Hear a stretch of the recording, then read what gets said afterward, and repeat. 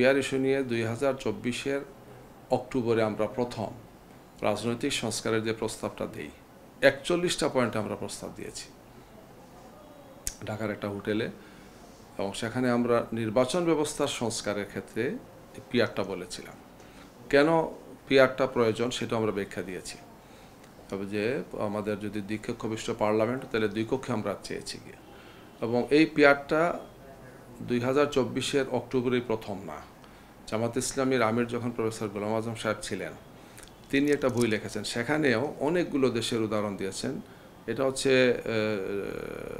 সম্ভবত 96-97 সালের দিকে, বইটা আমার কাছে আছে, সেখানে তিনি বলেছেন যে পিআরটাই আস্তে আস্তে বাংলাদেশের রাজনীতিতে আসা উচিত। যখন কেয়ারটেকার নিয়ে আলোচনা হচ্ছিল একই সময়, এর পরপর তিনি কথাটা বলেছেন আর, এবং এটা তো সত্য কথা যে বাংলাদেশে না হলেও প্রায় 91টির মতো দেশে পিআর পদ্ধতি চালু আছে। সুতরাং পিআর নিয়ে আমাদের বক্তব্য নতুন না, আমরা পিআর নিয়ে অনেক আগে কথা বলেছি, এবং পিআর নিয়ে আমাদের বক্তব্য আমরা ধারাবাহিকভাবে আমরা দিয়ে যাচ্ছি গিয়ে, জনগণের কাছে এটা স্পষ্ট।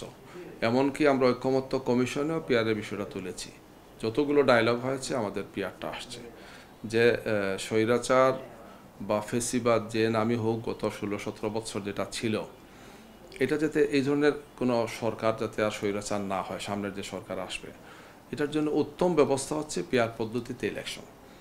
পিআরের আবার অন্যগুলো ফরম্যাট আছে, সেটাও আমরা বলেছি যে আগে পিআরটা যদি আমরা একমত হই, তাইলে কোন ফরম্যাটে আমরা যাব।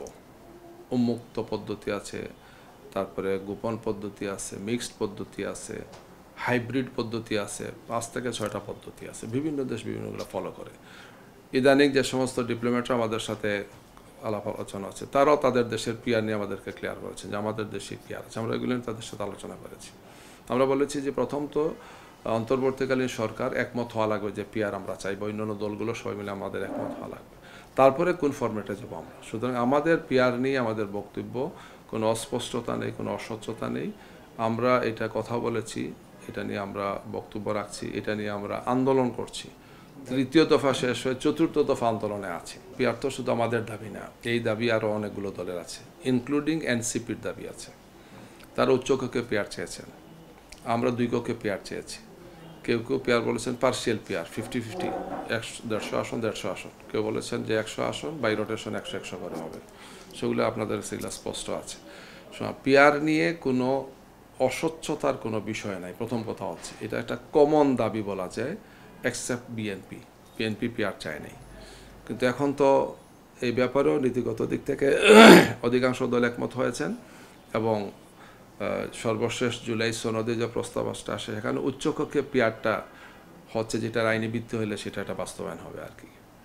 রাজনীতিতে এই ধরনের কথা থাকবেই। আমরা জামাত ইসলামী, আমি আগে বলেছি, জামাত ইসলামী এই সমস্ত কথাকে সহ্য করার মতো আমাদের মনোবলও আছে, আমাদের গায়ের চামড়া মোটা আছে। কারণ রাজনীতিতে এই কথা দিয়ে, আচরণ দিয়ে, বক্তব্য দিয়ে রাজনীতি তার স্বচ্ছ সুন্দর ধারা থেকে ভিন্ন দিকে যাক, আমরা এটা চাই না। যিনি বলবেন তাকে তার দায়িত্ব তাকেই নিতে হবে, এবং জনগণ এগুলো অবশ্যই বিচার বিশ্লেষণ করবেন গিয়ে। এই জন্য কী কারণে বলেছেন, কি বলেছেন, আমাদের কাছে এটা মুখ্য বিষয় নয়। আমরা আমাদের কমিটমেন্টের উপর দৃঢ় ছিলাম, এখনও আছে, আমরা থাকবো।